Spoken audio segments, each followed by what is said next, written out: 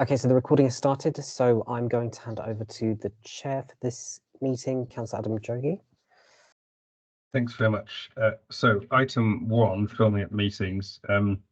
As ever, this has been recorded for subsequent broadcast by the council's internet site, so we shall be behaving. Item 2, any apologies for absence? Apologies have been received from Russell Simons, Jackie DeFalco and Jonathan Waterfield. I think we've also got apologies from the co-chair, Caroline Haynes, if I'm not mistaken. Yeah. Great, yeah. Thank you. Apologies from Latoya Ridge as well, from Victim Sport. Latoya Ridge. Okay, thanks. Item 3, any urgent items of business? None reported, Chair. Thank you. Item 4, are there any declarations? No. Item 5, any comments from members on the minutes of the meeting held on the 25th of January?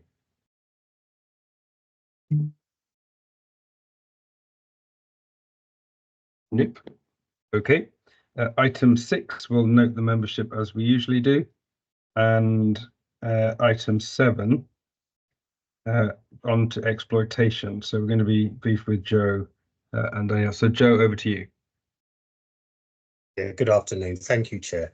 I'm just going to share my screen. Just stand by.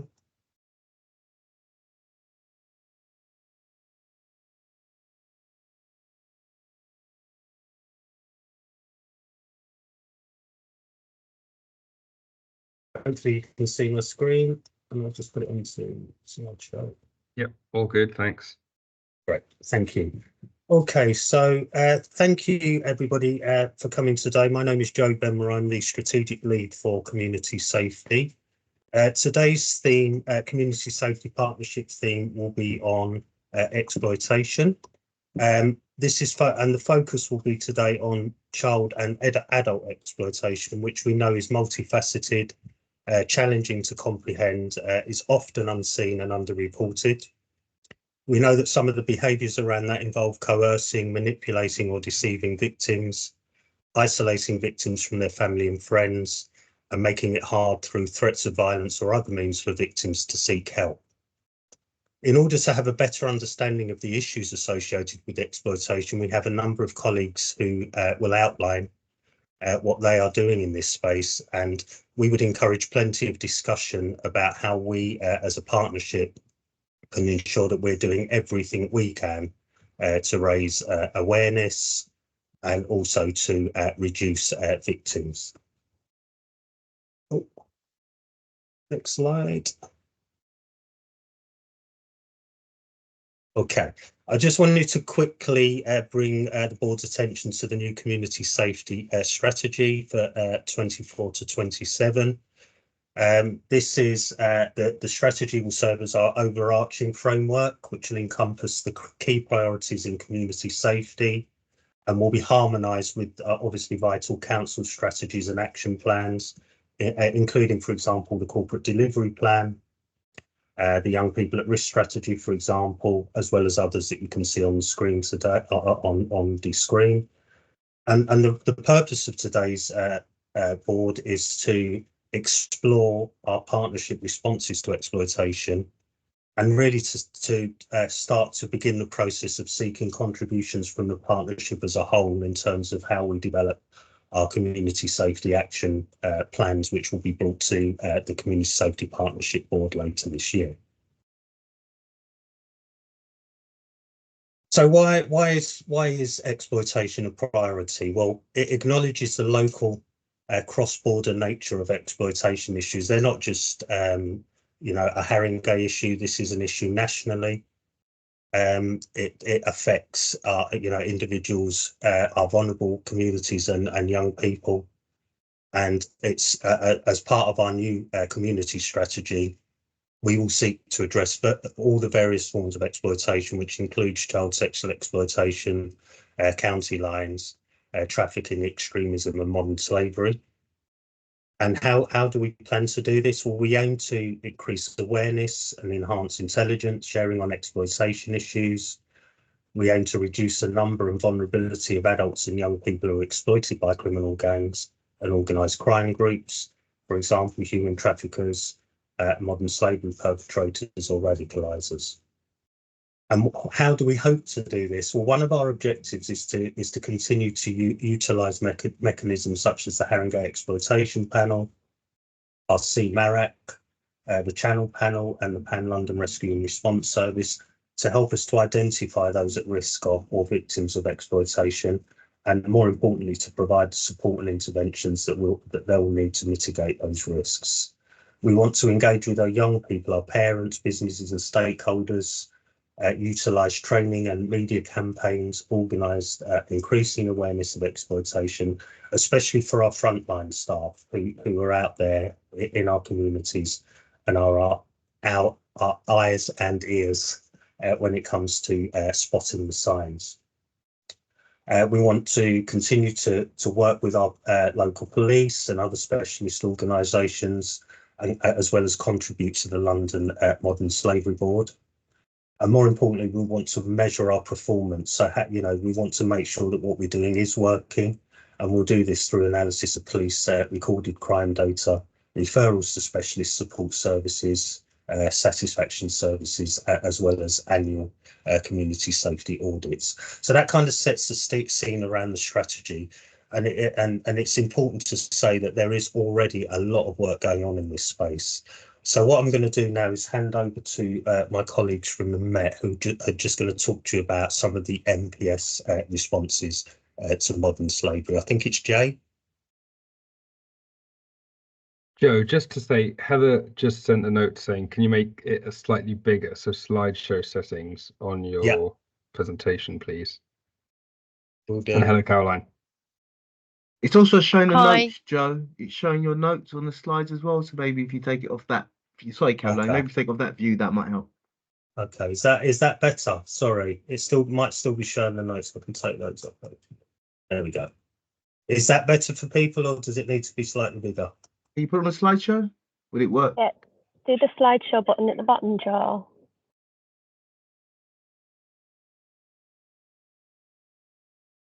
Is that better? No, it's gone back to previous. All right, I'll keep it on this one, but without the notes. So, can people see that though? Is that better in terms of the size? Yeah. Cool. Thank you. So over to Jay, I think it is, from the police.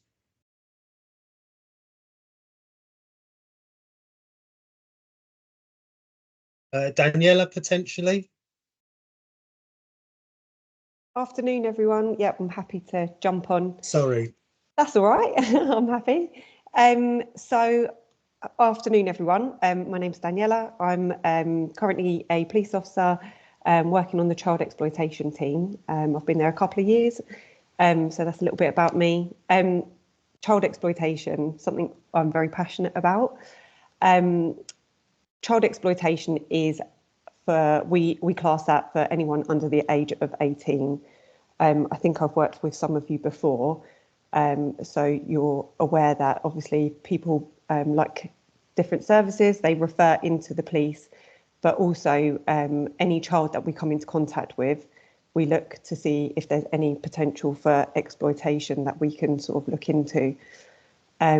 This can include criminal activity, sexual activity, but there's an element of grooming, and that can be where a perpetrator has met a young person at, say, for a chicken shop. We've got what we call chicken shop grooming. They meet them at a chicken shop. They ask them, "Oh, can I buy you a box of chicken?" They spend a couple of pounds, and then they sort of turn up there at the same time every day. And eventually that young person has been groomed by that older person. So they're sort of the things that we look out for. This can happen sort of online, offline. It can happen to anyone, anywhere. The recruitment phase, as I just said, for an example of the chicken shops, there's lots and lots of different ways. We have people who hang around outside schools. We have young people recruiting other young people into sort of carrying knives, and if they don't do as they're told, then there's something else that they have to do for their money. Carrying drugs, they'll buy them new clothing. These are all the sort of things that we look out for. For us, we like to engage with our young people. Every time we get a referral in, if there's a report made, the first thing that my team would do is go and engage with that young person. Maybe that might be come after a strategy meeting with different agencies. We decide how the best time is to approach that young person. It may be through going to their school. It may be that we decide with the social worker that's allocated to do a visit at home, or even meet them sort of, you know, somewhere that's neutral ground. It might be that they have a community centre that they like going to. We're not in uniform, so it's easy for them to come and meet us. No one would know necessarily that we're a police officer. We do lots of different referrals. Youth engagement and diversion team are really good. They have lots and lots of different companies that they work with, and we send in a referral form. They have to commit to it, as does the parent or guardian. We have to have a signature from them to say that they're happy for us to make this referral for them. But that then could lead into a job. We've had lots and lots of good news stories out of this. One in particular recently, we've had a young lad who came to us, and he was actually an alpha victim, which means that he was recruited and groomed. He then started grooming others. He's turned his life around. He's now got a job with EDF Energy, and he's doing really, really well. So we've got him moved. That's another thing we try to do. If we think that young person is in danger, we do help and support the different services where we can to sort of explain why we think that young person's in danger and why they shouldn't be living in the specific area. When they do get referred to us, we assess and generally put a marker which is on the police national computer. So, for example, that young person goes missing and where they're found in Nottingham and they're stopped by police, or they're found in a hospital, we can do a check on that person and we'll know that they've got a marker against their name, either county lines, which is something I'll come on to in a second, or they're being exploited criminally or sexually. So then we can be notified that they've been stopped, and we can sort of look into the reasons and who they're with and start that type of investigation. Like I said about county lines, we do look into county lines. We work very closely with another unit called Operachi, and they will help us identify a drug line. That is what a county line is. It's not where you can see drugs running up and down the country.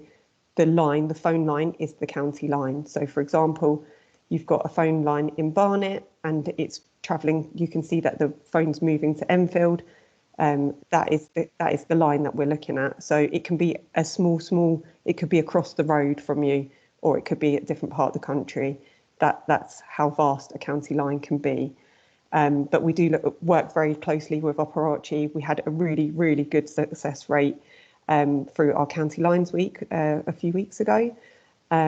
We had a young person who was arrested, unfortunately, with lots of drugs. That then led to us looking at the phone. We referred to Operachi, and they found that holder of that drugs. And I went to Brighton and we managed to arrest that perpetrator. So it can work very, very well.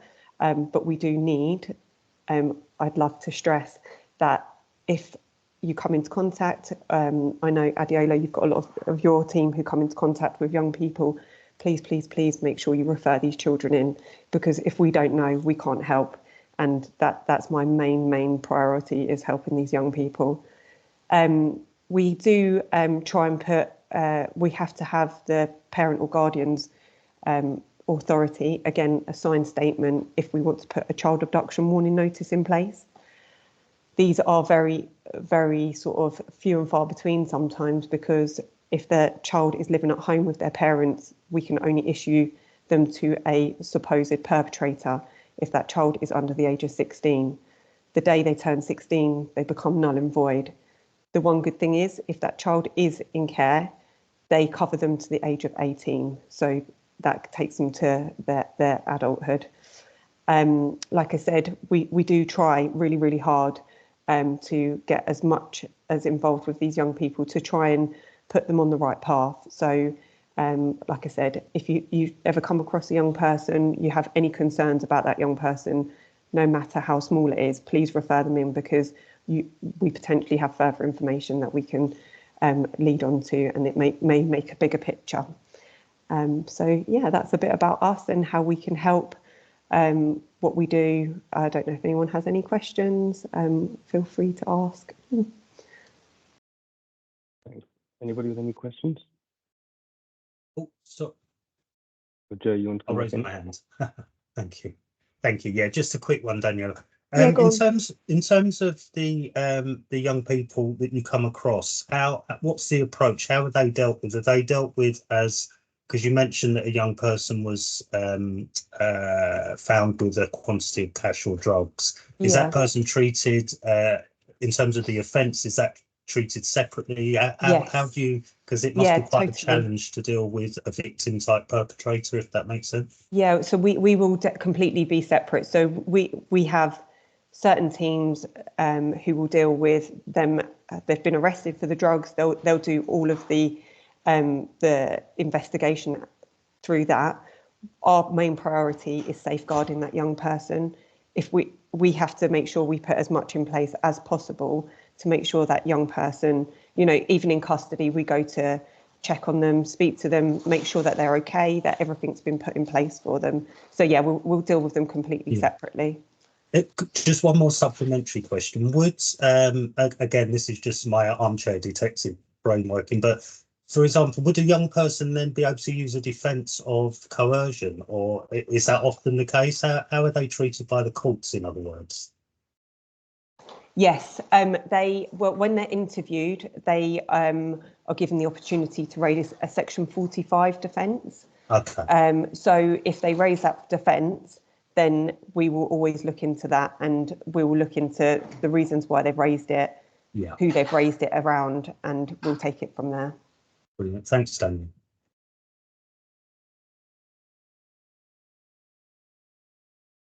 Will. Yeah, hi there. I'm Will. I'm Director of Public Health for Haringey. Thanks very much for the presentation. I had a question around, well, two questions. Are there any patterns we're seeing in terms of communities affected and locations in the borough? And then secondly, how do you link with other agencies and provide support to that young person? Thanks. So the first question I'll answer first. With regards to Haringey specifically, interestingly enough, we don't have specific areas. We do look into like the youth clubs, because a lot of the time these young people do hang around together. And one person says, oh, I've been asked to do this, I've been given a bit of cash to run a few drugs, and then that will then lead on to another young person wanting to do the same because it's quick money. But areas specific to Haringey, I couldn't actually give. If you asked me about Enfield, I could give you loads, but actually Haringey, we don't have specific areas that we have of concern. A lot of our referrals do come through from sort of social workers, that they have that young person that they're already in contact with. They've got concerns about that young person, so they'll refer them through on an 87A.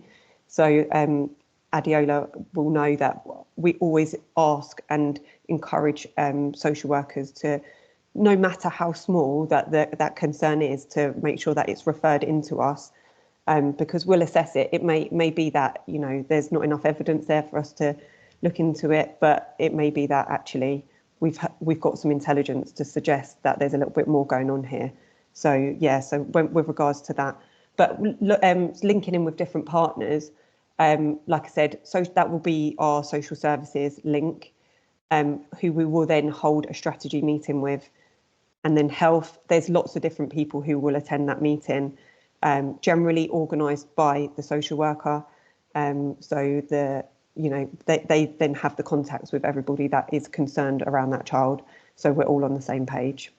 I hope that makes sense. Thank you. And then I think Adeola has a question. Yeah. Yeah, thank you. I think my question was around the Section 25.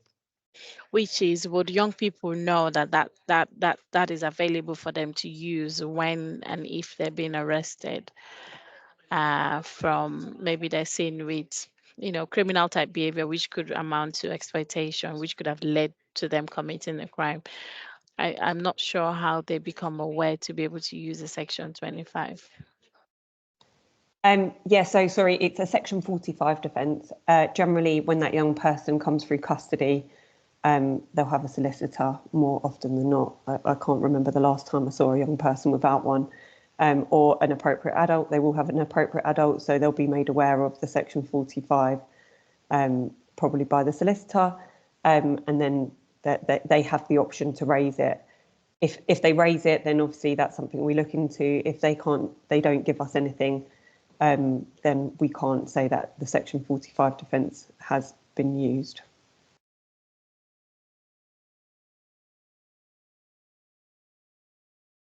Thank you. Anybody else? No? Okay. Joe, is at the end of number 7? Yeah, I'm going to move. I've stopped sharing the presentation because it might be easier if I don't share it, but I'm going to bring in Rick Greer. He's a colleague from Public Health to talk to you about the council's approaches to modern slavery. So over to you, Rick. And Thanks, John. Yeah, I'm thinking it might be useful to put the slides up because there are a few. Give me a second. There are a few tables and charts, if possible. Yeah, no worries. I'll bring it up on the screen. I'm going to try slideshow again. Hopefully, it'll work this time. Can you see that, Rick? Yeah, that's great. Yeah, if you just move it on to the next slide, Yep, I can see that. Yeah, thanks, Joe. So, yeah, as Joe mentioned, I'm Rick, Public Health Intelligence Specialist in the Public Health team. So over the last couple of years, I've undertaken quite a bit of analysis of the data and intelligence and the insight to establish the scale of modern slavery and human trafficking across Haringey. Some of this data is presented in our joint strategic needs assessment, which is on the Public Health webpage. So that contains the bulk of the data and intelligence and sets out a series of recommendations using the data to inform what we're prioritizing at the moment and how we can work with our partners to really kind of tackle modern slavery across the borough. So I'll go through some of the stats that are there, and then on the following slide there's a few charts and tables just to look at as well. So in 2023, the National Referral Mechanism received in total 17,004 referrals of potential victims across the country, which was similar to the previous year. However, the Home Office data shows that this is the highest number of referrals received on an annual basis since the NRM began in 2009. So the most common referrals across the UK were from the UK, so 25% or 4,299 potential victims, followed by Albanian, accounting for a quarter of all referrals, and then Vietnamese, which was 6% or 991. So that provides kind of some of the national context, and then it's really trying to understand better how the Haringey picture reflects, whether it is truly reflective of the national trends. So in Haringey in 2023, there were 25 referrals to the NRM, and of those, 23 were amongst children and 2 were adults. So the proportion of child referrals is significantly higher when we look at the national picture in Haringey. And this is also similar across NCL as well. As we come on to the next slides, you can see that the number of child referrals is significantly higher across the board for each of the 5 boroughs. So the number of people referred as potential victims peaked in 2020, so during the early stages and later in the pandemic. So that was 49 referrals to the NRM.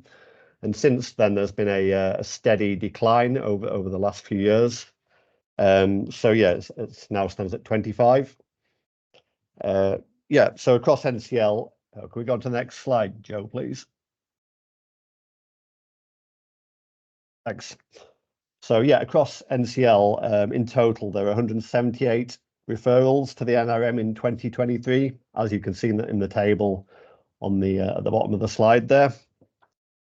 So yeah, the figure across NCL, it may not be truly reflective of the number of adult victims, because adult victims generally are less likely to be identified than children. One of the reasons being that they encounter fewer services compared to children to be identified potentially.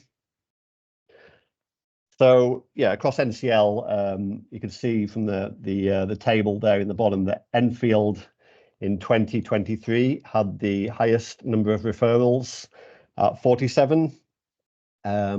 This was comprised of 11 adults and 36 children. And then Haringey had the lowest number of referrals, so 25 in total, comprised of 23 children and 2 adults. So there may be differences in the variations across the reasons for the differences across the boroughs, may be due to variations, for example, in the reporting requirements across each of the boroughs. So it's really trying to understand in more depth, really what the differences are in each of those boroughs and why there are kind of, is it because more victims have been identified? Is it because, colleagues are more aware of kind of the reporting mechanism? So it's really trying to understand this in greater depth. And then the chart at the top there, it really shows how it's varied, referrals to the NRMs in Haringey. So it goes from 2014, when there were very few referrals, right through to 2023, and you can see there that it peaked in 2020. So yeah, this data and intelligence we've got here is, we're currently refreshing our modern slavery plan, and we're using the data, the latest data, to will be included in the plan to make kind of informed decisions around the local insight, trying to understand the variations better in terms of across Haringey, patterns of modern slavery where it's occurring, and really trying to break the plan down into different sections. So for example, looking at the data and intelligence, the stats, awareness raising, reporting of the data, and also the key actions being taken. So across in the council itself, we've got special points of contact in adults and children's services. We're really kind of the leads for those services around the NRM process. So any potential victims which have been identified, the staff are encouraged to liaise with those SPOCs, and I can provide the details of that as well as the plan, in a follow-up email.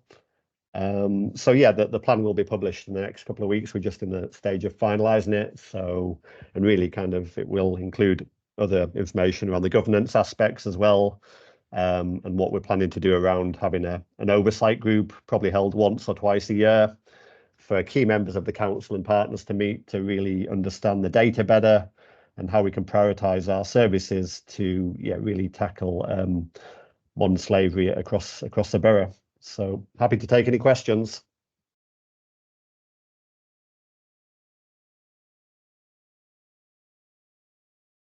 Any questions? Will and Joe. Yeah, thanks, Rick. It's probably a question to others on the call, particularly police colleagues from Children's Service and Community Safety. Of course, the numbers seem to have gone down in terms of people being identified and referred to a national referral mechanism. Do we think that's because we're not identifying both children and adults, or we're actually doing something and the numbers are down and we're doing better on things like the county lines, etc.? Thanks.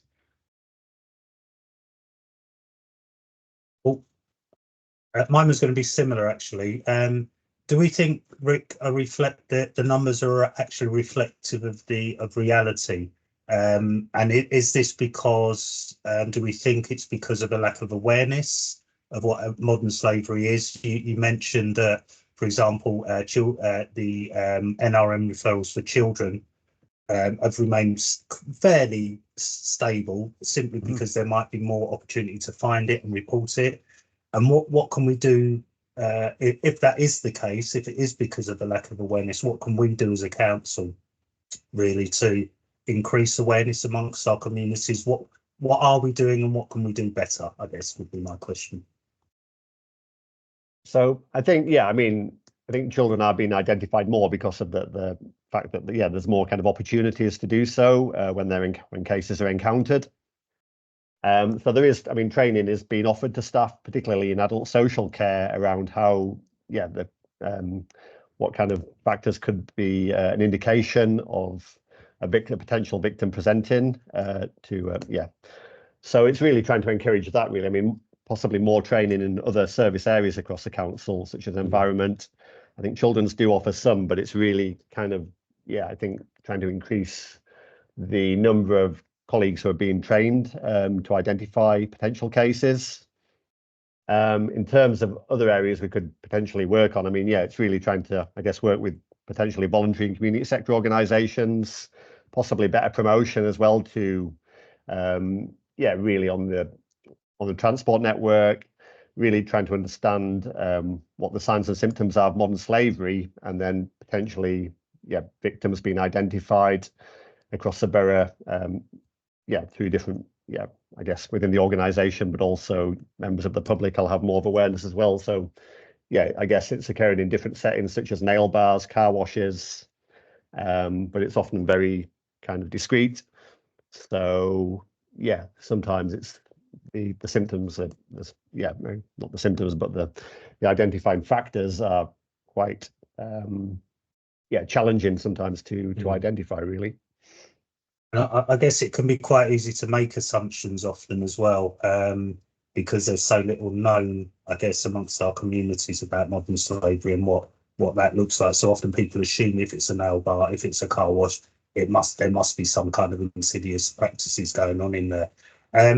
So I guess I asked the question more so, Rick, because I think it'd be really good for us to kind of come together and start to look at what we can do jointly to increase some of that awareness, especially amongst our communities, because we do have a lot of touch points, and certainly, you know, kind of taking that message out there so that people do understand what modern slavery looks like, what potentially it could be, and have a way of kind of making sure that there's a kind of a one-stop shop for reporting that in, so that we can use our partnership, if you like, networks to kind of smooth that referral process away. Because my thoughts are it's quite siloed at the moment. The police are kind of doing their bit, and, you know, children's, and so I guess there's a way we need to start thinking about how we bring it all together and coordinate it. Yeah, I completely agree. I think we need some mechanism in place where we can do that. So I think some kind of, yeah, steering group, working group, potentially meeting once or twice a year to have oversight of the modern slavery cases we're receiving by the NRM, and then really trying to involve, yeah, community groups more in those discussions as well, to be better at kind of identifying victims across the communities. Right. I think Brian's got a question as well. Yeah, thanks, Joe. It's just more of an observation. I mean, we've got the action days that we host. I'm just wondering if that's a vehicle because you're out in the community with a variety of different partners. I'm just wondering if that's a vehicle that we could potentially use to highlight yeah, good idea. Modern slavery, but there's also other forums where we could publicize the awareness side of it, so that people have got a better understanding of what it might look like, even if it's just like 5-10 minutes on that particular meeting, just to raise awareness and use it as a platform to just let people know what to look for and how it might evolve. Brilliant. Thank you, Brian. Yeah, sounds like a good plan. Yeah, definitely. So I've got the meeting chat's gone away. So Brian, Will, have you got another question? Yes, it's me again. Yeah, just one of the other issues which I think is worth making the group aware of is that for adults, not so much for children, one of the barriers for people coming forward is if they are undocumented migrants that have no recourse to public funds. There's a real fear of what will happen to them if their situation is revealed to authorities, and that is what kind of creates quite often the power power dynamic where people are being kept as modern slaves. So that's something I think we should pick up, Rick and Joe, in our partnership, working, because actually what can we offer those people when the policies are, the immigration policies are as they are? I think it's quite difficult actually, but it's something that we need to be cognizant of. And also to utilise some of the VCS who may be, kind of operating in that space as well. Or Hubert. Thanks, Joe. Thanks, Rick. Great presentation. I think for me, one of the things we suffer from organisations is trust and confidence. I think it's not only trust and confidence in the police, but trust and confidence in the local authority, but also the referral mechanism. What do you think we can do to really encourage and support trust and confidence for our young people to support this agenda? But it's something that touches, I'm the AD for community safety, and it touches so much of my portfolio. Any views, please? Can I just jump in there quickly and say I'm going to hand over the chair to Caroline, the co-chair, because I've got to take a call. We'll get back as soon as I can, but Caroline's here to keep the conversation moving. Thanks, Chair. So trust and confidence in the younger population. Yeah. I think it's really tricky and quite challenging. I guess it's working with schools better, how we can do that. So I guess from a public health perspective, we do a lot of work with schools. So not so much around the modern slavery angle of things. But yeah, potentially using the colleagues who sit within our team to kind of make modern slavery and human trafficking more of an identifiable issue in the school setting. So I think, that would probably be one possible opportunity. And again, working out positive stories, because a lot of the work that we do is about through the voice of our young people, and young people would encourage other young. So do we do that where we send out positive? Hubert Malcolm was subject to being exploited. Those kind of messages I think also exudes and encourages trust and confidence. I don't know if you do that, Rick. So more around the kind of case studies. The positive news stories that we can put out more wider to the community, which I think would increase trust and confidence. Yep, that's a good idea. I'll make a note. Yeah, that's certainly something we could look at. Definitely. Okay, thank you. Thanks, Hubert. Okay, any more questions at all on this item? No? Okay. Joe, sorry. Sorry, Chair. I'll bring in Adeola next. Adeola, I'll bring you in next. I'll just share your presentation again. Hopefully it's going to work.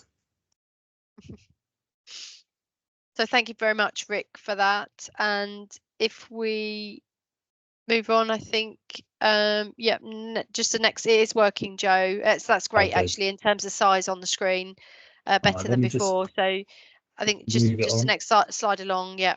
Yeah, bear with me. There we go. Perfect.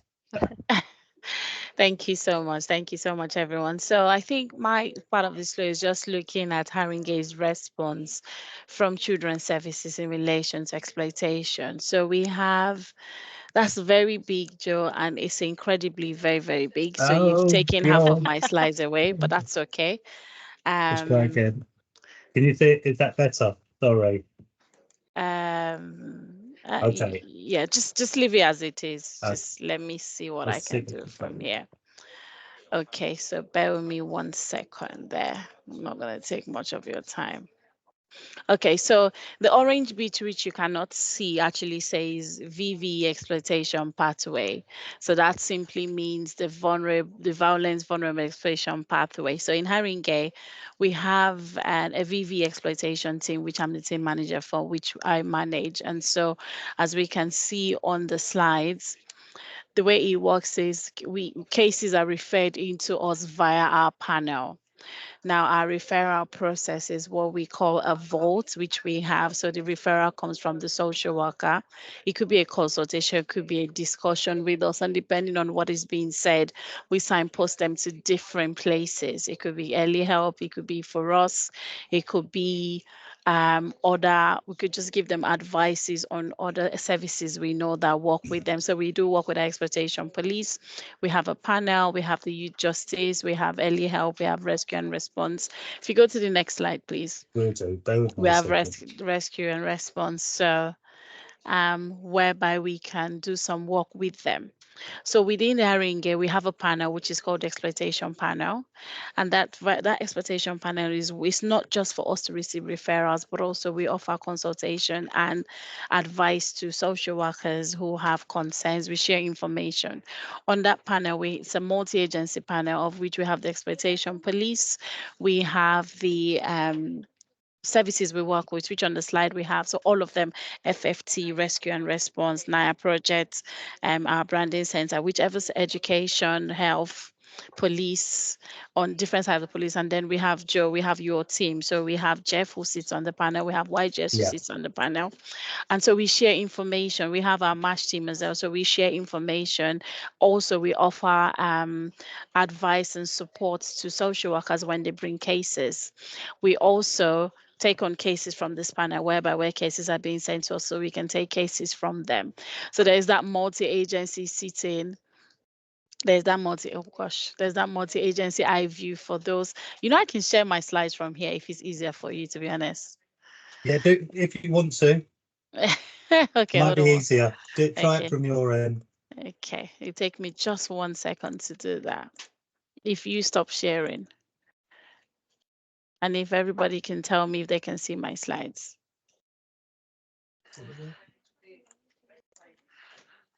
Yep. Yep. Okay. The only thing I will say is I can't see the screen, but if you can see my slides, that's fine. Okay. So, yep, that's fine. I'll let you know if there's any hands up. Okay, brilliant. So go to the next page now. Okay. So as I was saying, I was talking about the panel. And so on our panel, we have that amount of professionals sitting on that panel that deals with all our cases there. And so we give a multi-agency view, we give advice, we give support. We have everybody there who sits. Now, the other thing about the panel is that the panel allows us to bring out themes. For example, you could talk about significant incidents that may have happened how many times, significant areas that things may be happening for young people. So maybe it could be Tottenham here or significant incident or information shared about particular groups of young people, possibly in a group or particular gang. Also, it could just be themes that we could take to our pre-Maze and Maze panels, whereby we share that information with them, and those information are discussed, and then a wraparound support plan is looked at with our other partner agency to also address those issues within the Haringey Borough. The other thing is that, so that's what the panel does. So it's not just about referral of cases. It's not just about offering the self-support to social workers, whereby not just about taking on cases to the exploitation team. It is also about picking out themes that are happening.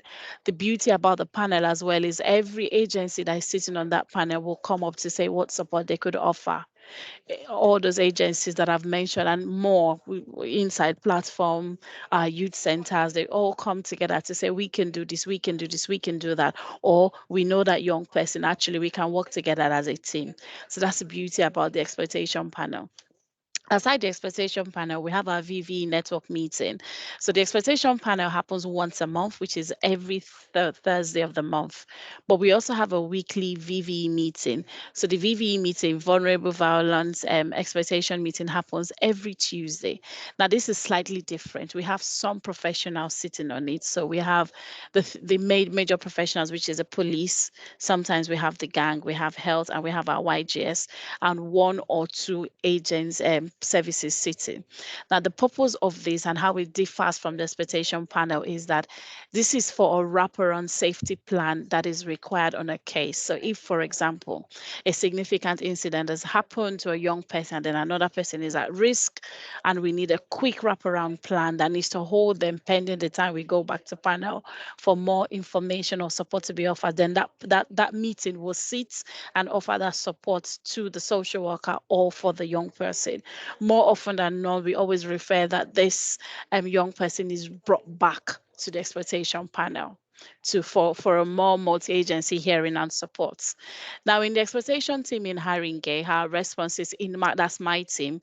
We have direct intervention workers who offer direct work around exploitation and everything that has to do with exploitation. So we have direct intervention workers in the team. We have a gang and women's worker. So she works with females who are at risk of gang exploitation or possibly some CSC concerns in that. We have social workers who do the statutory responsibilities.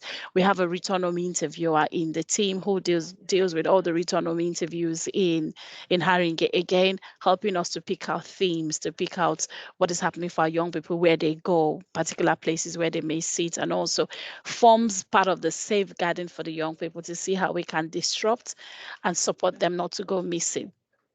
And then you have a missing coordinator, team manager, myself, and a BSO who supports us with all our admin type work. So I was talking about all the external agencies that also sit on the panel. This is just to mention but a few, as you can see on the screen. Your Choice, Safeguard, all of them are there. Branding Center, they're all there. All those resources agencies are there. They offer support. They also services and work with our direct intervention workers and social workers in the team. So this is generally everything I've been saying. Our response to exploitation. We have social workers who do the statutory work. We have our forms, which is the vault. And we also have our DEEP, and we also have our exploitation screening too. Now on Liquid Logic, we have these forms on Liquid Logic whereby social workers could access these forms there, or if agencies or schools are worried about a young person, even my social workers can always access, we support them. We do pair mapping. Our job mainly is to disrupt and safeguard, to disrupt activities that may place them or continuously see them being put at risk, and to safeguard. We work very closely with Daniel Austin, the exploitation police as well. And then we do a lot of NRMs in our team. As a matter of fact, one of the outcomes that comes out of our exploitation panel is for an NRM to be completed. And then we take all the themes that we find, and we send them to our maze sitting, so that can be looked at in a more global setting in that area. I think I have one more slide. So within Haringey, apart from the exploitation panel, we have other panels as well that sit to support and to help our young children, our young people who are at risk of exploitation. So we have this, apart from the exploitation panel and VV meeting and the risk management panel, I think most of these panels are chaired by senior management. So the resource panel is by senior management.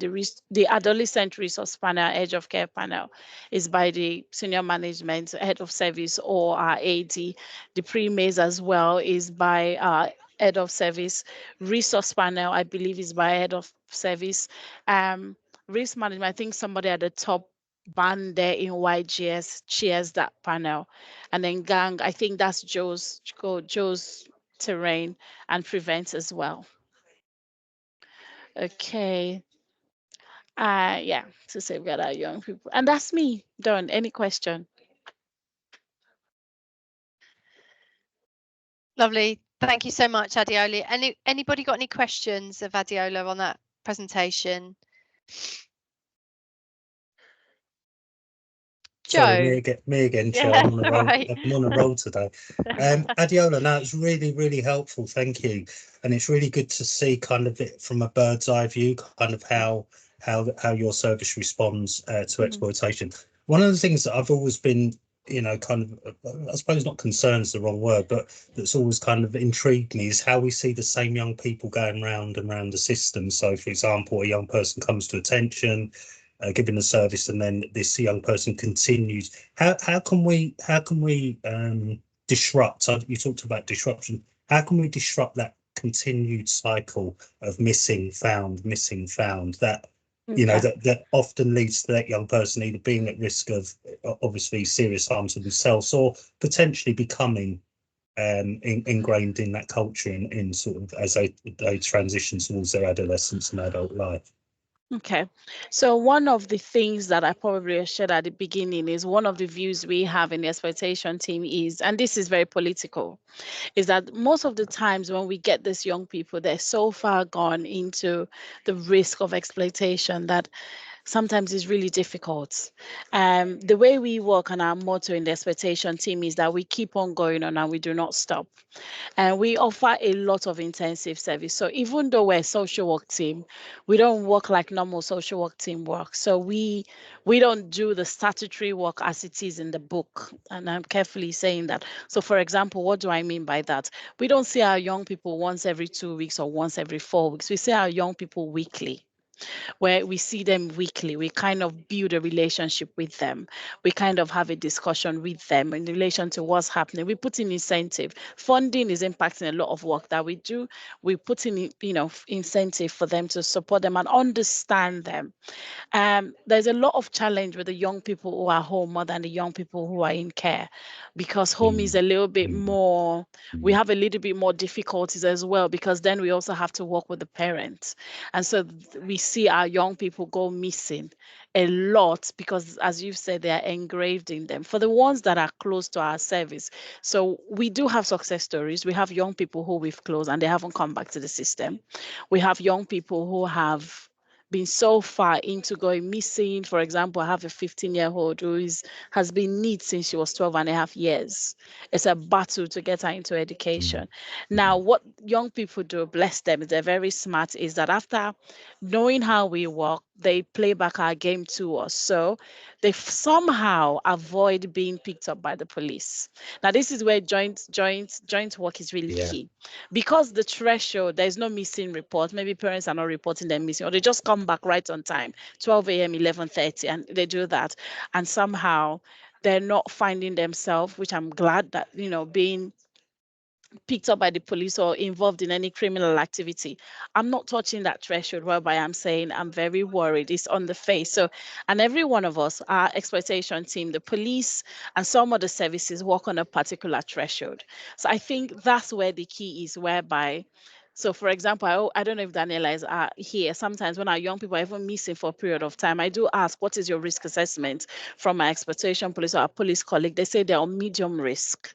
And the reality is, from the police, I understand why they're on medium risk. But for us, they're on very high risk. Yeah, I've seen that. So that different threshold and our young people being able to understand how we work sometimes is what causes that we don't stop working. We don't give up. We just continue. I don't have an answer to say this is how we can stop them, but I think it's continued not giving up attitude that we have in the exploitation team is what has supported us till now. Okay, brilliant. Thank you. There's another hand up. I don't know who. Hold on. Brian, so that's Brian next, and then Daniela. Thanks, Eddie Tyler. Yeah, great presentation. Thank you. Very informative. I think I attended one of your meetings a little while ago. So I'm head of antisocial behaviour and enforcement. So there's two things, and I suppose it kind of links into the previous presentation as well, because you mentioned funding. Have you explored funding whereby you can tap into social media?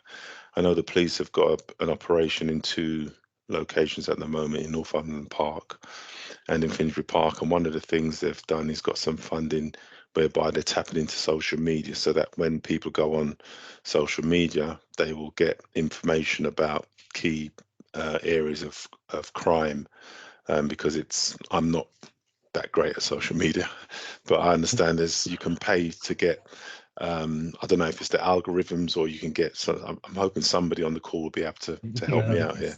Not me. Say again? Not me.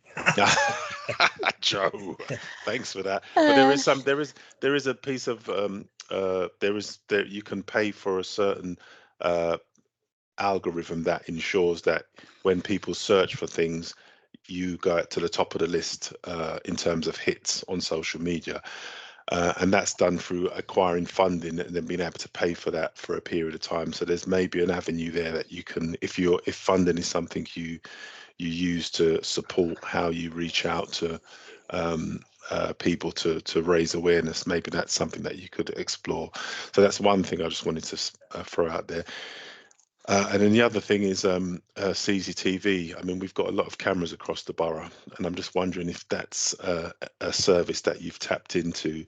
If young people are going out and they're either going missing or they're hanging out in the street and they're congregating, they're talking to their friends, and and they're high risk for yourselves. Is that an avenue or tool that you've tapped into? And if you haven't, have a consideration. I appreciate there's going to be data sensitivities around sharing photographs of young people, but that is an area that maybe you should consider as a tool at your disposal to use to try and safeguard or try and identify where young people that are at risk may be. Thanks. Thank you, Brian. That's noted down. Thank you. And we'll come to Daniela.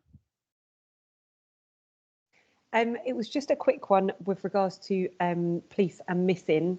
Adiola, just to confirm with you that actually things have changed a little bit recently, where if a young person who's got an exploitation marker, like I explained earlier on the PNC record, if they are at risk of exploitation, they're more likely than not going to be classed as a high-risk MISPA now.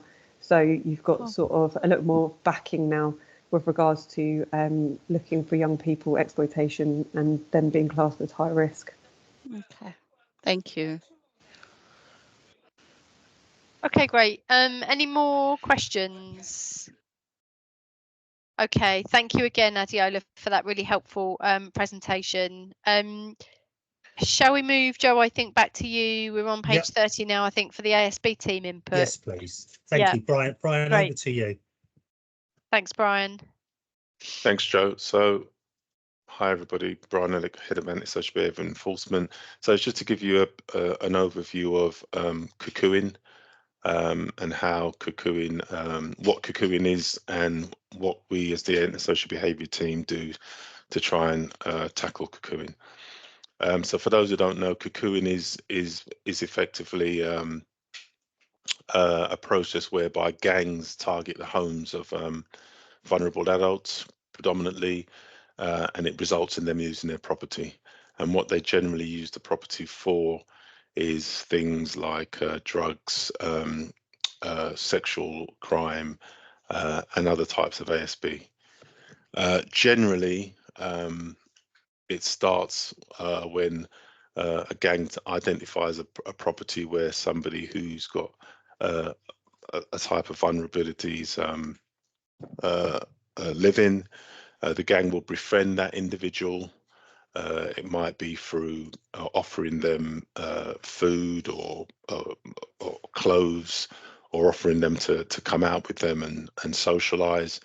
And then before they know it, they'll infiltrate their property, and they will start utilizing that property for criminal purposes. It sometimes involves county lines. It sometimes, as I mentioned before, it involves sexual exploitation, and it can sometimes mean that the person that they're exploiting, either ask them to hold drugs, sometimes it can be selling drugs, or just allowing the property to be used to facilitate some of those criminal acts that I've mentioned. Usually, how it's highlighted is that the individual will be living on their own, and then after a period of time, the neighbours may start seeing different people coming and going, cars parking up, people getting in and out of the cars, or they might see excess rubbish at the property, or the person might actually not be seen for a period of time. It might be that they were seeing the person quite often, and then because this gang has infiltrated the property, the actual tenant is not seen as often, or they might see the tenant more in the streets. So those are sometimes the types of indicators that somebody's being cuckooed.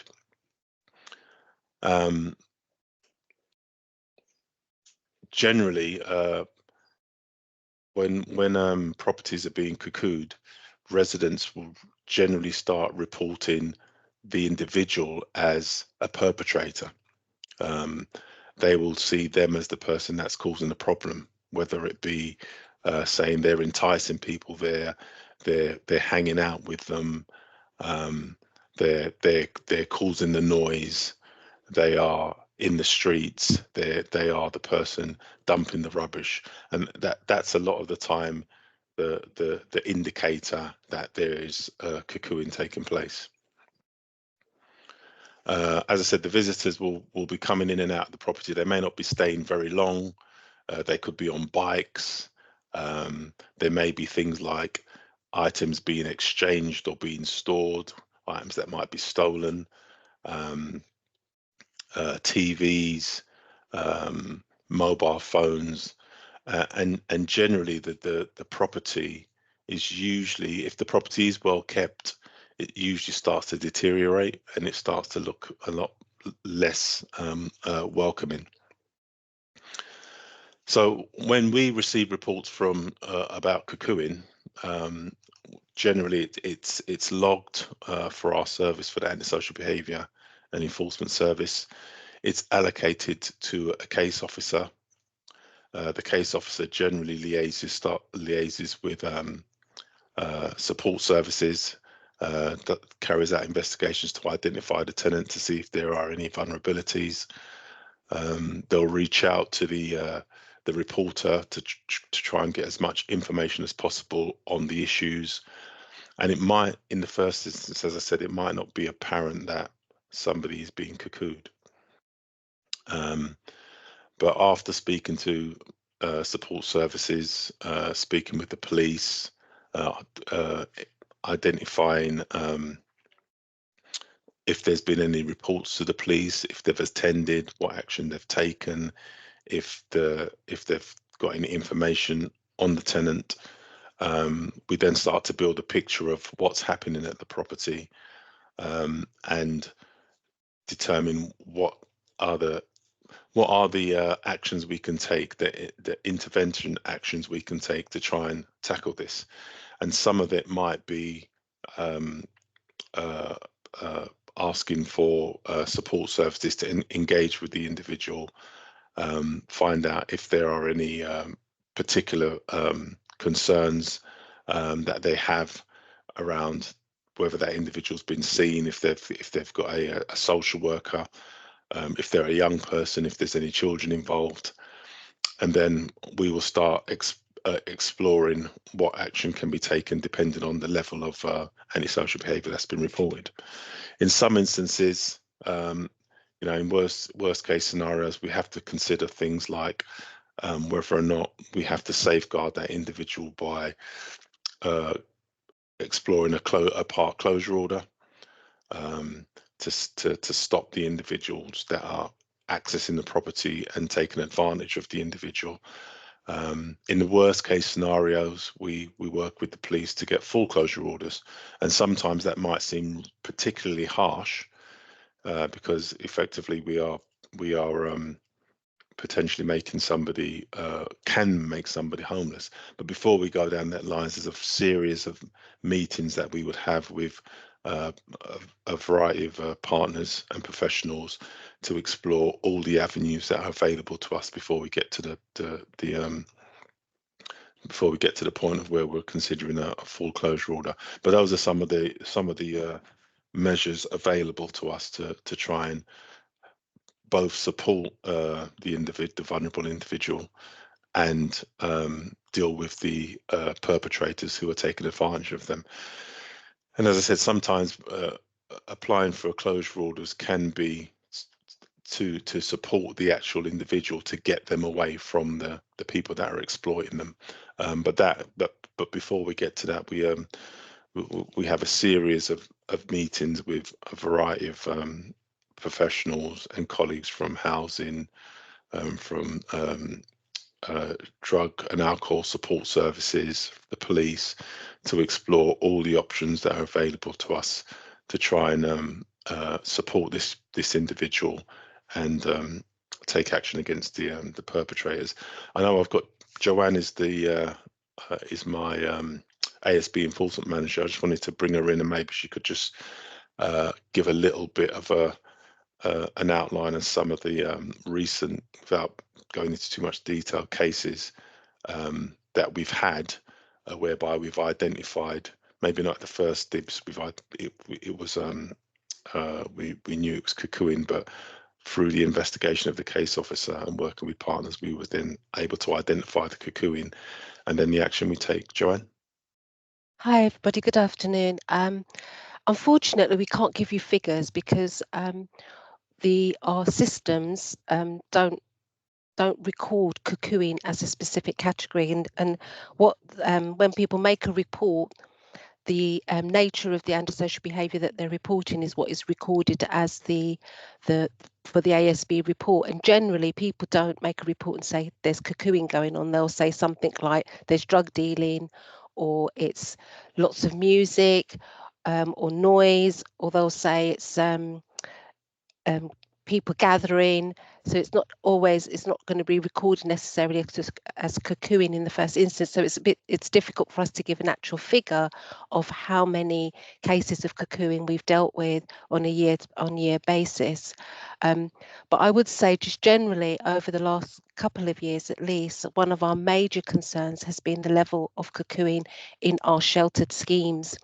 And they are particularly targeted, as Brian says, often the individuals are very vulnerable, and they're targeted by gangs or drug dealers. And we've found that there's a disproportionate amount has been within our shelter schemes. And that's one, because the person who's targeted is vulnerable, but also because they're surrounded by even more vulnerable people who are less likely to report antisocial behaviour or call the police, less likely to be confrontational, or to challenge anybody coming in and out of the block. So the shelter schemes have been particularly vulnerable over the last couple of years. And as Brian mentioned, one of the enforcement measures that is employed as a last resort is the closure order, primarily done by the police. But the vast majority of our closure orders are in relation to those sort of premises where there's a lot of elderly people or people with significant health or mental health or physical health issues, and those are that are being targeted. I mean, in the past, I can say though that in the past, since 2021, we've convened in excess of 70 closure order consultation panels that Brian mentioned, where when a closure order is being considered as an option, we convene a panel with the various services, including the police, housing, drugs and alcohol, mental health services, adult safeguarding, to consider the support and intervention that may be necessary for anybody that's affected by a closure order. And since 2021, like I said, we've convened in excess of 70 of those, which gives you an idea of the level really of what's been happening within the borough in terms of cuckooing. And in those closure orders, the vast majority of times it is an instance of people being cuckooed, and in those instances as well, I should say that cuckooing is not always quite apparent, because one of the ways that people are exploited is that they feel that the people who are actually exploiting them are their friends, and they're drawn into the world of drugs, either by, they may be an ex-user or they may not have been a user before, but they're befriended. Then they feel that these people, they're often referred to the people exploiting them as their friends. These people will, I don't know, they might do their shopping, they might offer them favours, freebie drugs. So, you know, and often these are very isolated people who don't have any friends or family that can support them, at least locally, and that's why they're targeted. It is a growing and escalating issue within the borough. Every year we seem to get more and more of these. We tried as much as possible to go for partial closures, so that, as Brian has said, we can look at exploring more intervention and support and engagement with the individual whilst the premises is partly closed. But we're finding more and more now that we have to progress to a full closure, because it is just the level of exploitation is quite significant, and we're unable to really resolve it through a partial closure. don't think there's anything else I want to say, but it is a growing problem. One of the things that we're trying to do is we've got, like you saw the leaflet, but we've also got posters which we're trying to put up into particularly our shelter schemes in some of our council blocks, so that people can really be aware of those early signs, so that we can get that reporting at an early stage, rather than it being reported to us when it's become entrenched, and then they're reporting the drug dealing and the traffic of people attending. We really want to get it as early as possible to support that individual that is being exploited. Thank you very much, Joan and Brian. I don't know whether there's more, presumably, for you to go through, Brian, but there are a couple of hands up. Is it okay if I take those now? Yeah, that's fine. Yeah, Yeah, lovely. absolutely. Thank you. So, Joe, you're first. Yeah. Oh, thanks again, Chair. Thanks, Joan and Brian. I thank Joan. Thanks for raising the issue around sheltered housing schemes, because that has become a bit of a growing issue over the last 18 months anyway. So I'm really pleased that you've raised that, and it kind of just got me thinking about a couple of questions around this. So I know in terms of prevention, we do a lot of work with housing, with our PRS, private rental sector team, etc. Is there more that we can do, I think, around the prevention space? Because it occurs to me that often when you guys are getting involved, it's at that kind of, it's at the kind of last resort stage where things have spiraled completely out of control. And it occurs to me that we've got eyes and ears on our council estates, for example, in and around some of our wards. For example, often we will hear about issues about these types of things in ward meetings and other things. Is there more we could do to raise that awareness? And again, I know you're probably doing loads already, but we do it through Weeks of Action. I know that, and there's lots of different forums that we use. But again, similar to the question I was thinking about with Rick in terms of how we develop this, some of the actions around our community safety strategy. Is there more that we can start to do around raising awareness, say, for example, with housing colleagues, training, that kind of stuff? I know it's probably yes is the answer, but just thought I'd raise it. I think you've answered the question, Joe. So definitely, I think so. We've got, as you've mentioned, we've got the Cuckooing leaflet, which is we co-designed with the police, and it's very kind of visual, and it's it's easy to digest, and we actively deliver that to areas where we have the highest reports. We've also got that leaflet in a poster format, in an A3 format, which we display at those locations as well. Officers attend coffee mornings with some of those schemes and speak to residents and try to make them aware as best possible. And I would say listen as well, because sometimes it's about listening to the residents, to hear how they're talking about people, and to see if that rings any bells and rings any alarms. And I think it's about, as you mentioned, the training for all those key workers who are engaging with those residents, to make sure they're listening to them, and being aware of if people are coming that they haven't seen before, and they're getting more involved in a resident, and the resident saying key things to them, when to raise that alarm and who to raise that alarm to. So I definitely think training and awareness is key, and it's about getting that awareness out to as many colleagues as possible, and understanding some of those support services. So you've got the Samaritans, you've got StreetLink, because some of these vulnerable people, if their property is taken over, they might be seen rough sleeping all of a sudden. So it's understanding those links and what services are available for colleagues to access. Can I add to that as well? I think another area is, more often than not, when we come to the point of closure, we find that the individual that is the tenant or the occupant of the premises is either themselves an ex-user or a current user, or an ex-offender. And I think that maybe some work needs to be done in terms of the letting process, that maybe more needs to be done around looking at what's an appropriate area. So Yeah. maybe linking in with the police, with the antisocial behaviour team, prior to making an offer, to say, you know, assessing what that locality is like, the immediate locality is like. Because if you're trying to help somebody, the last thing you need is to put them smack bang in the middle of a hotspot drugs area where they're more likely to be exposed and taken advantage of. That's a really good point, Jo. Yeah, but equally, we know how difficult it is as well with the number of places where you can, you know, put vulnerable residents. So we understand that balance. But I think you're absolutely right, Joan. Yeah. Thanks. Thank you. So I'm conscious of time. We've got 3 hands up. So I think if we just take those and then move on to, I think it's Heather giving us a presentation around prevent and hate crime. So I want to make sure we give enough time to that. So Bibi, I think you're first, please. Yeah, hello. Thank you, Brian and Joanne, for the update. I know we do get referrals from you, Joanne, and from Brian. Thank you for sending referrals in. Could you mention that there are vulnerable people in those areas, in those resident places? Is there anything more that victim support can do? Because I know we do get a few referrals coming through.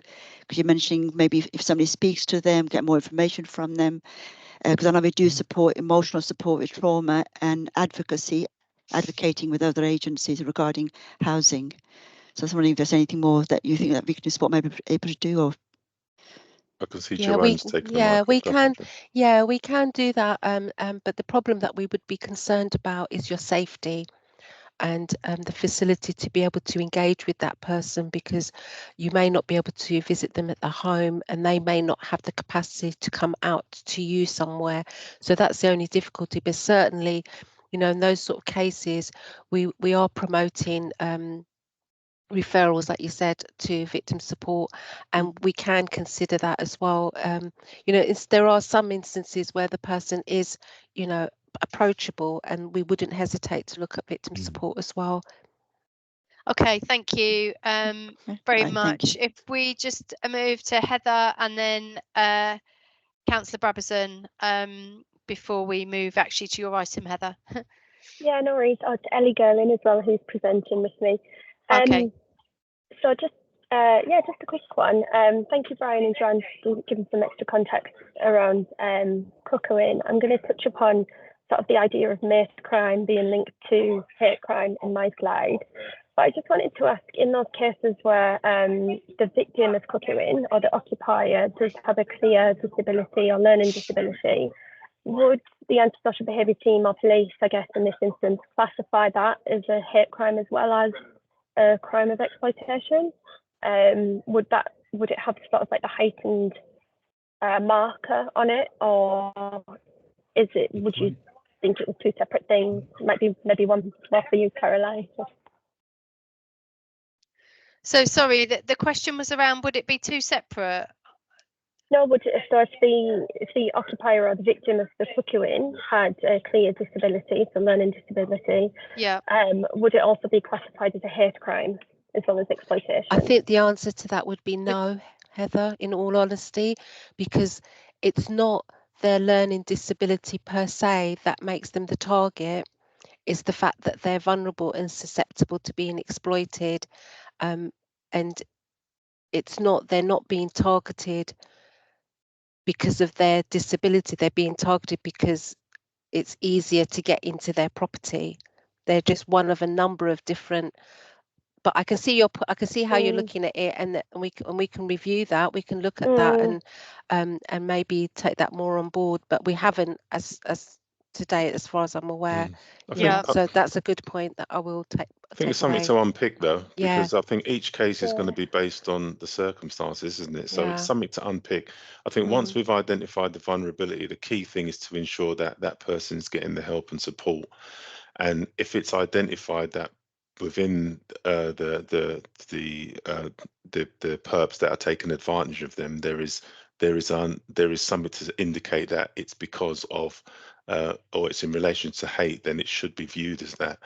But it's about picking that up as part of the investigation. And I think surely we should, you know, I don't think we should overlook that within the case.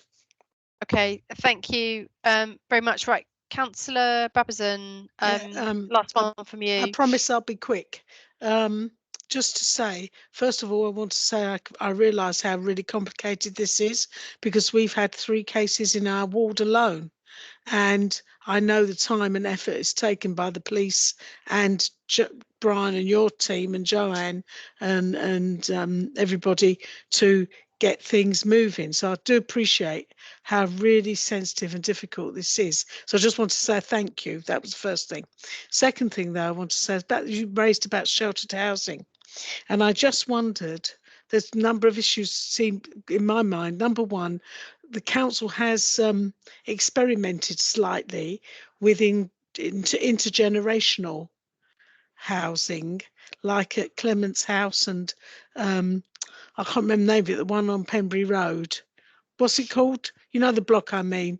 Anyway, that block. And I wondered whether this is a temptation, and because young people who are vulnerable, their boyfriends turning up or whatever, and you've got all these old people there, whether that's been a factor. And if it is, we really do need to look at that. And the second thing is about sheltered housing generally. The idea, because you have support staff at sheltered housing, we have people on site, we have concierges. So it just sounds to me a really worrying thing if that is happening when we have people on site who are supposed to be supporting vulnerable people.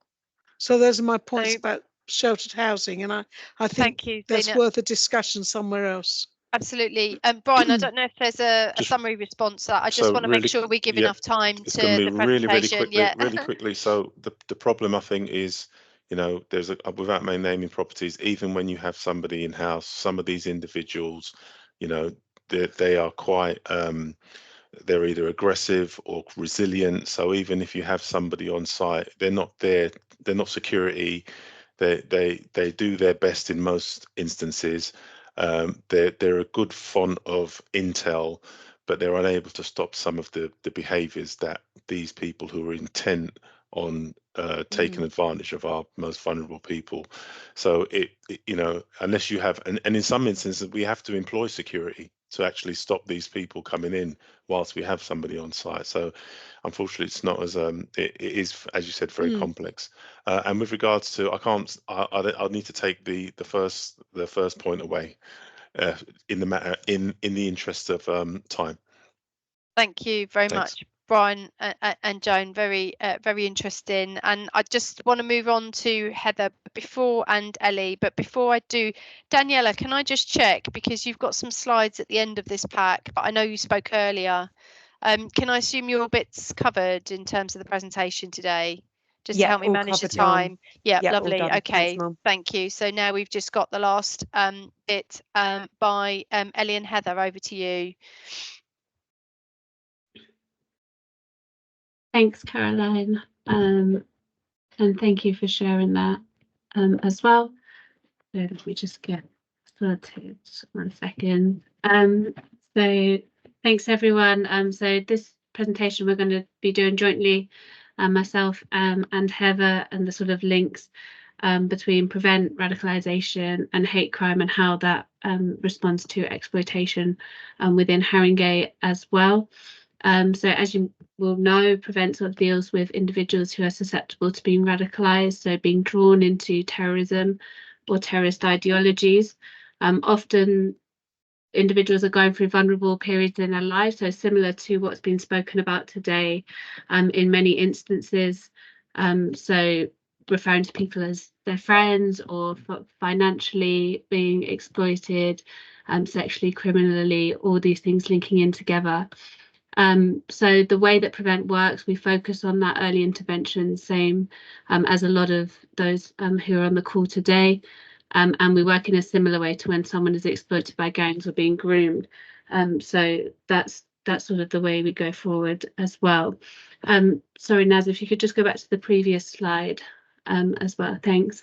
So in terms of Haringey, we are a Prevent priority area.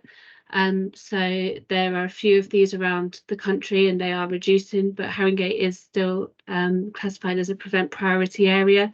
And that means that the risk of radicalisation is the highest, and we have Prevent Coordinator and a team because of that as well. So it is our role as a council and alongside partners that you can see down there to make sure that we are doing what we can to stop people from being exploited in this way as well. So moving on, thank you. So often when we think about radicalisation and the links to exploitation, we often, or if we think about terrorism, we think about that act of terrorism or an incident that's linked to terrorism. But there's so many things going on beyond underneath the surface that we have to be thinking about. And this is where our sort of partnership and supporting against exploitation comes in. So we often think about things such as fundraising, recruitment, sourcing, planning. All these things are happening that lead to the breaking of the law. So that form of radicalisation really sits there. Sometimes it's not seen until things have been escalated. For Prevent's purpose is to make sure that we are identifying that at an early stage so that the individuals are not putting themselves at risk as well. So recruiters and people who recruit across Haringey, London, the UK, for all different forms of extremism and terrorist groups, they are often trained to target those who are vulnerable or susceptible to being drawn into the narratives of the particular ideology. But the ways that different groups recruit, so thinking about the extreme right wing or Islamist extremism, the ways that they entice people in are very similar. So using fake news, providing a sense of belonging, maybe financial gain, or offering senses of feelings of love, a relationship, excitement. And these are all ways that people can be exploited and drawn into being radicalised into these terrorist ideologies. We do often see this happening online, but we can't discount that it does happen offline as well. And there's often a mixture between the two when someone goes further down that process of radicalisation as well. And similar to some of the forms of exploitation that have been mentioned today as well, some individuals may be targeted financially to fund terrorism. They might not be aware of where that money is going, so they may be scammed, or they may be drawn into a relationship with someone and then provide money in that sense. So there are other forms of exploitation that link into radicalisation as well. In terms of, thank you, in terms of Haringey as well, and the link between criminal exploitation, gangs are known to have funding to fund terrorism in Haringey as well. And sometimes individuals who are exploited, criminally exploited young people into gangs can also then be influenced by that sort of group control. So there have been a few examples of this. There's a quite high profile example in Brighton where there was a large group of teenagers who were all linked to one sort of East Brighton gang, and a lot of individuals sort of travelled to Syria, were killed, were drawn into that ideology as well because of the sort of leaders of those gangs and the control that they had over them. In terms of the support that we provide, so the main mechanism that Prevent uses within Haringey is Channel Panel. So you can sort of see the process just there, and it has been mentioned. And so if someone is identified as being vulnerable to radicalisation, they need to be referred. There's I've got some slide at the end that sort of explains how to do that, and there is information on the website as well. And the referral is really around safeguarding and supporting that individual. You can see here that Channel is voluntary. So it's something that when someone is identified, the support that's put in place is voluntary, because Prevent sits in the pre-criminal space. So that a crime hasn't been committed at that point, but they're worried that the individual is going down a path that may put them or others at risk as well. So making sure that individuals who need to be on panel are, so please make section 36 decision as to whether it's considered at Channel Panel. And that multi-agency panel, a lot of who are on the call today, will assess what the situation is and whether there is a risk of radicalisation, there is a safeguarding risk, or there are other safeguarding concerns that need to be looked into as well. So channels held monthly, and if the risk is still there for that individual, then they are continued to be supported through the channel programme, and they are offered different support like mentoring from Home Office approved mentors called intervention providers, who can support them to work through what's caused them to be referred in the first place as well. We've also had cases where we refer on to exploitation panel, and we've had cases of criminal exploitation, but also sexual exploitation. So making sure that we're linking up with those other services as well is really important, and just that awareness of how everything links in together as well. So just pass over to Heather, because often extremism and terrorism can link through hate. And Heather's just going to talk a bit about the links to exploitation in that space as well. Thank you, Ellie. Okay, so I'm going to briefly look at hate crime and the ways in which it could be linked to exploitation, specifically looking at sort of the precursor to extremism, but then also this concept of mate crime. So kind of there's a definition there, and the most commonly sort of understood definition, and the definition that the CSC have adopted of hate crime is that of the Crown Prosecution Service. That's any criminal offence which is perceived by the victim or any other person to be motivated by hostility or prejudice based on an actual or perceived characteristic such as disability, race, religion, sexual orientation and transgender identity.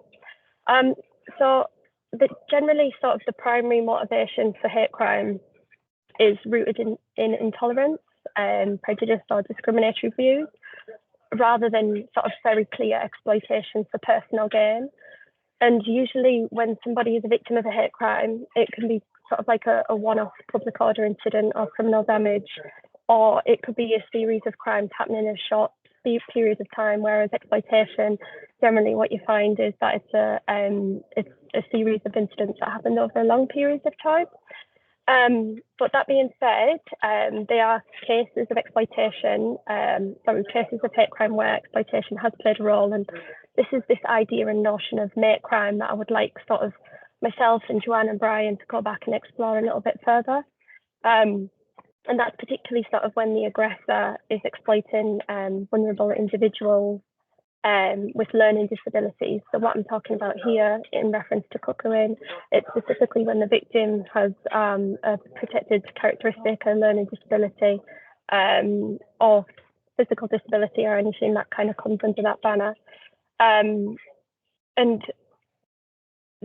obviously there's kind of lots of questions around whether it be classified as a hate crime, but it kind of, in my opinion, and something that I would really like to discuss further with the team is kind of, has the disability or the vulnerability made it a real permissive environment or a conducive environment to commit that crime? Would it be that if the person didn't have that disability, that crime wouldn't have been pursued in the first instance, or would it have been shut down or identified much quicker? So that's kind of where I would like to sort of go after this. Obviously, understanding the connection between hate and extremism. So Ellie's kind of explained radicalisation as a form of exploitation leading to extremism and recruitment towards extremist groups. The narrative, it's kind of important to note that the narrative of extremist group often stems from hate. So hate and extremism are definitely related, but they're also definitely distinct concepts. Individuals who maybe are referred to prevent or are acting in that extremism space, their ideology may stem from a place of hate, but then also people affiliated to extremist groups, they may kind of commit, it might be more likely that they go on to commit a hate crime due to influence of others in that extremist group, or just by association of that extremist group. So we've seen a number of small cases in the channel space that Ellie just spoke about where ideology has a hate element to it. And then we've also seen a small number of cases where hate crime has also been committed in tandem to somebody kind of expressing extremist sentiment and thoughts. So this slide here, again, I just wanted to touch upon this concept of mate crime. You may know this person in this image. That's Stephen Hoskin. He had learning disabilities. He endured months of abuse from people who he believed were his friends. And then that abuse eventually led Stephen to quite a horrific death in 2006, where he was brutally murdered. It's not an isolated incident. There's been many other cases of this sort of reported nationwide.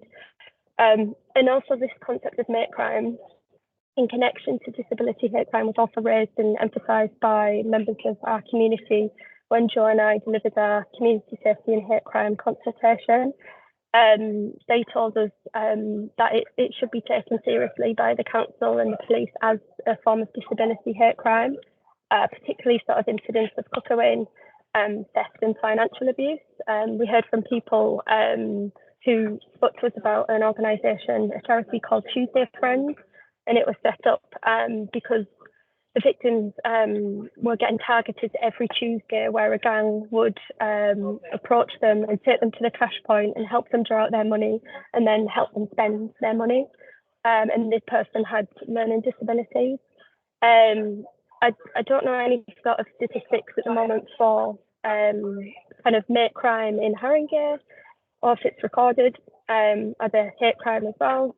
Likely not. But the nationwide, the percentage of adults experiencing with the learning disabilities experiencing fraud and financial crime is significantly higher than adults who don't have a learning disability. And then just kind of give a bit of a put disability hate crime into context. In the year 2022 to 23, the financial year, from 762 hate crimes, only 8 of them were recorded as a disability hate crime. So that's the lowest from all of the 5 strands of hate crime. And again, when speaking to our community within the consultation, we were hearing things like, oh, we wouldn't recognise it as a crime to report. We have lack of trust and confidence that anything will get done. This has happened to me all my life. I've had the disability all my life, so why would I recognise it as something to report now? It's kind of like ingrained. So yeah, next slide, please. That's please. Thanks, Heather. Yeah, so as Heather mentioned, radicalisation often starts as grievance and hate, and a lot of ideologies that we see in our channel panel focus on a us versus them narrative.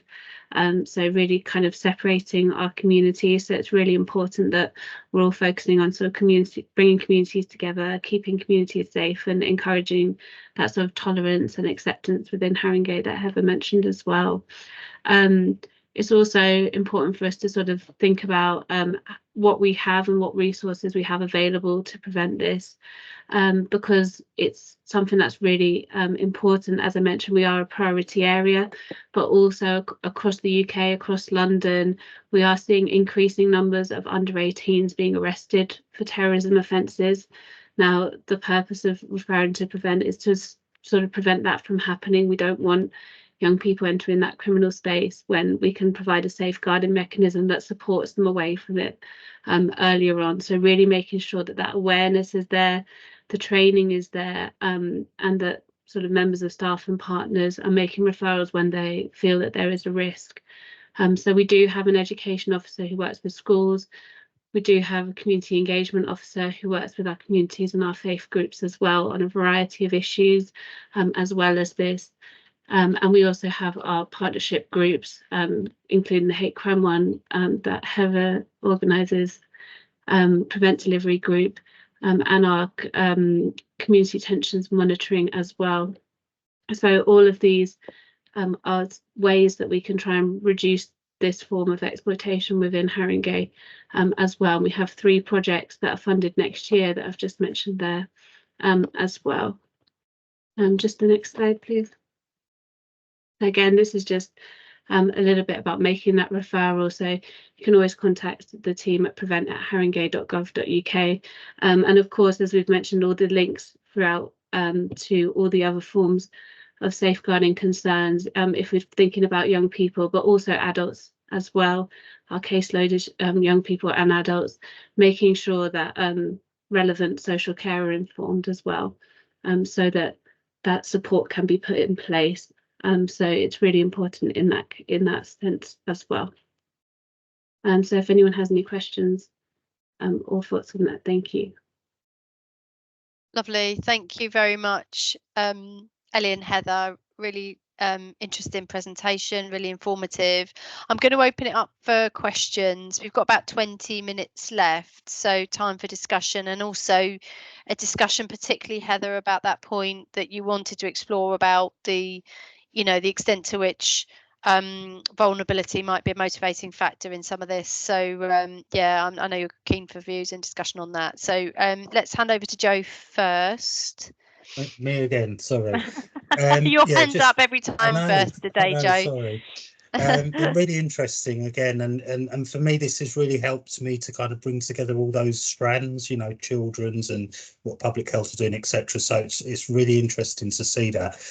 One of the things that we've noted nationally, I guess internationally even, is the rise in incel ideology and far right ideology, especially following Brexit, especially during some of the conflict that's been going on, etc.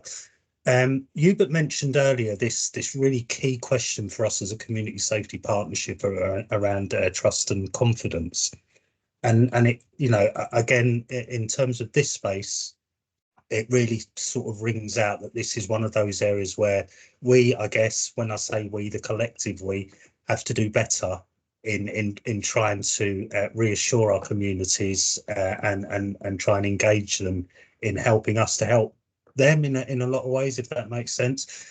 What are we doing around that, and what can we do better? And again, I'm asking this question again because I'm really keen that in terms of any action plans we develop as part of the 2 new strategies, in fact the new hate crime strategy as well, that we're doing things that really will make that difference, that really will see those reporting, our communities reporting these issues more often. And I'm thinking about things like third-party reporting, those kinds of things. So yeah, no, just throw that out there. Sorry, it's a rather long-winded question as well. Apologies. That's fine, Joe. I might have to come back to you on, on each point.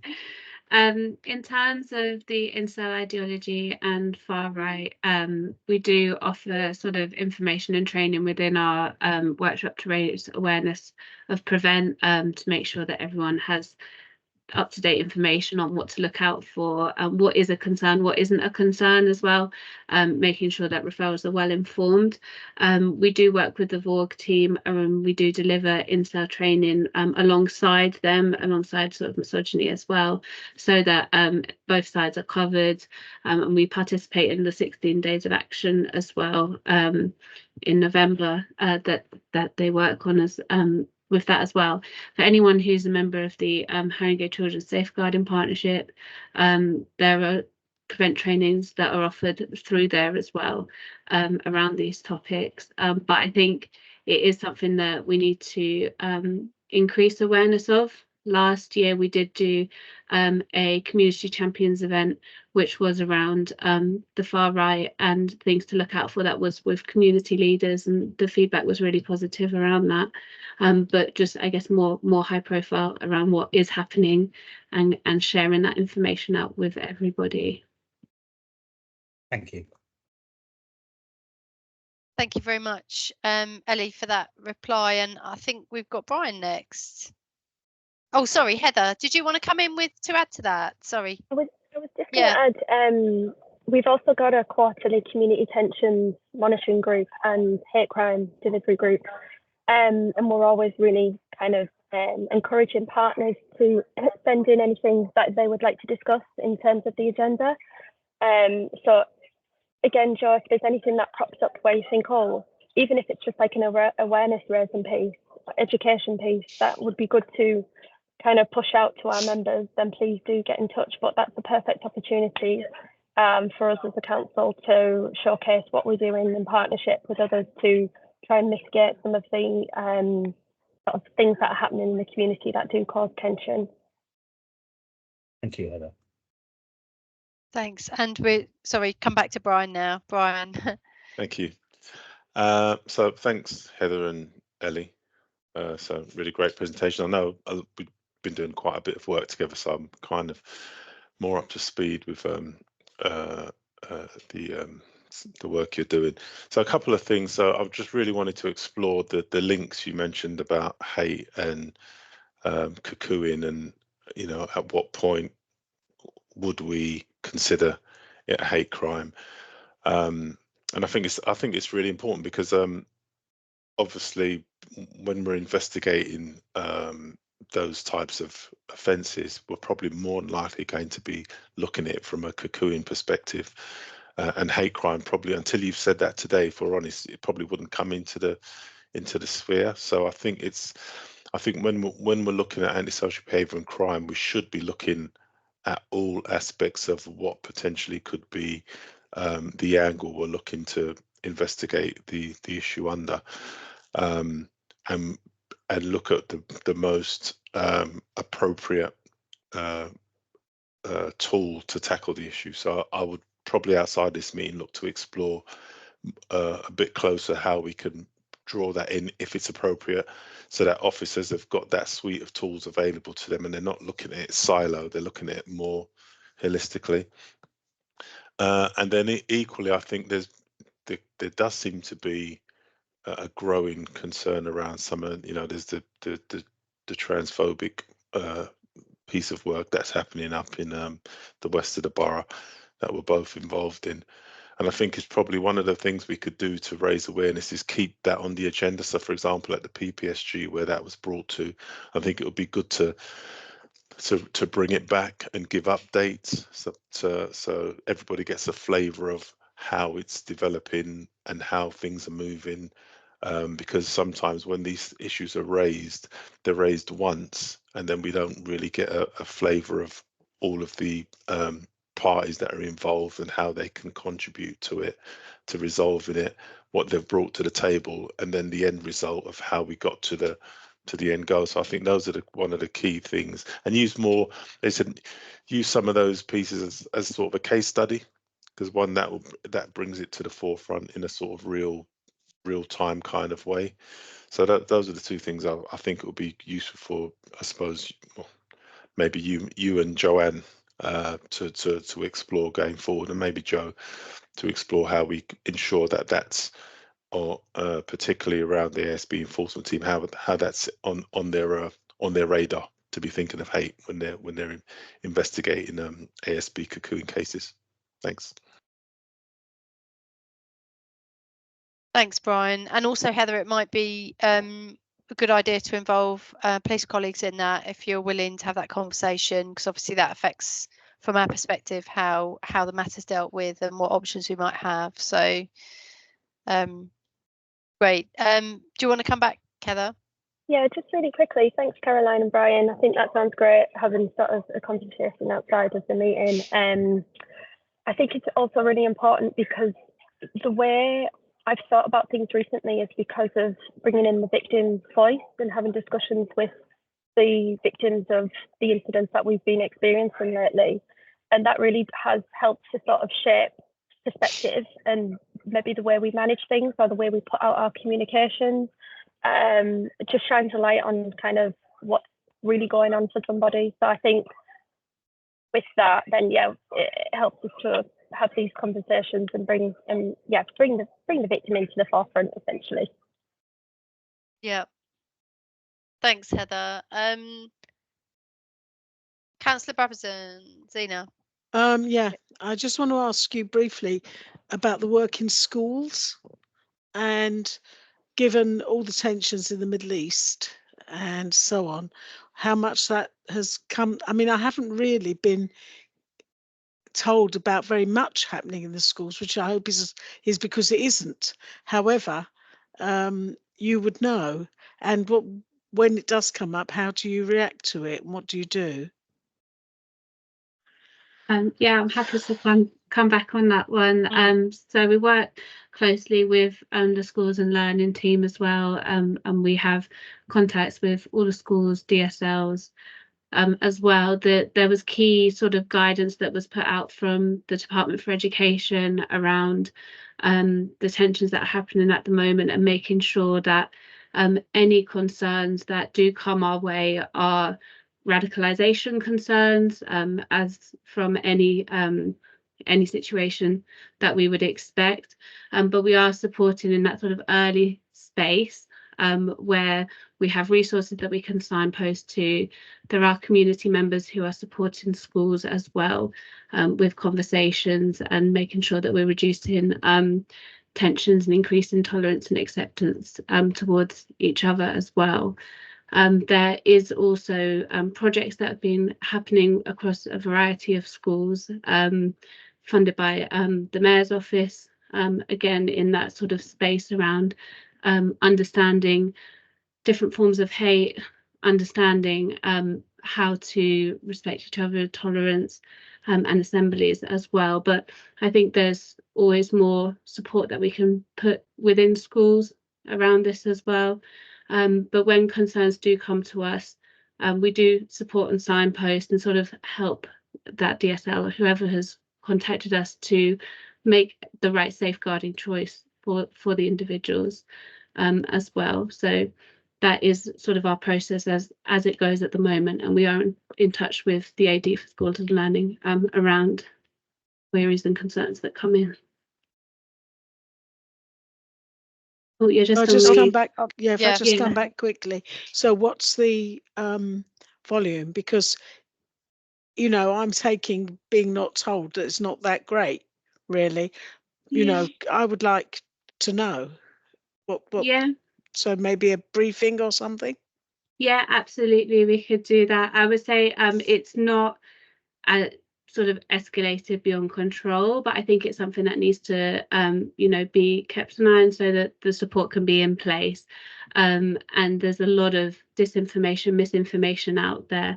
It's really about building our sort of young people's resilience to these topics as well. As an I'm event, happy to do a briefing. That'd be great. I was at an event with Sadiq Khan this morning. He said that they're putting CCTV at bus stops now in key areas. I don't know whether our borough will have any of those, but there was a lot of discussion about the 210 bus, which goes to Finsbury Park from Golders Green. And it was an event. It was a event with Jewish people, but they did say they were putting cameras there on the bus stops now. I don't know if you the bus stops, if you knew that. Bus shelters. I didn't know that personally myself. I think it's as well important when we've got the support with Heather around the hate crime as well, and knowing when things sit in different places, when there's a concern around that hate crime space, and when there's a concern that someone is actually being drawn into something that is really serious and is going to cause them and others harm as well. So there is that support from Heather's side of things as well. Thanks. Thank you. Okay, thank you all. I just wanted to leave 5 minutes for any other items of urgent business. Does anybody have anything else to raise before we close? Sorry, Chair, I think there's the police item, the police response to child exploitation item 8. Yeah, thanks, Naz. I did mention that Daniela had covered that in her. We kind of jumped out of sequence because the original part about modern slavery, she put child exploitation within it. Daniela, was there anything else in the last couple of minutes that you wanted to add? No, that was all. I think it was all covered right at the beginning. Thank you. Yeah, so I think we merged two into one there, but we didn't have the slides at the time. But feel free, everybody who's got them in the pack, to have a look at those separately. And then, yes, any other business for anybody? Okay, that looks like a no. Thank you all so much. I don't think we formally set the actual date for the next meeting, but it's likely to be June. Naz, is that right? That's correct. It's likely to be June, probably mid-June, something like that. Yeah, okay. So thank you to all contributors very much for those really super informative contributions. I know, like many, it really helps piece everything together and really get a clear understanding. So thank you so much for that. You know, deep dive into this area, which has been really valuable, certainly for me today. Thank you all. Have a happy Easter, and hopefully see you all at June's board. Take care. Take care. Take care all. Thank you. Bye. Thank you very much. Bye. Bye-bye. Bye. Bye. Bye. Thank you.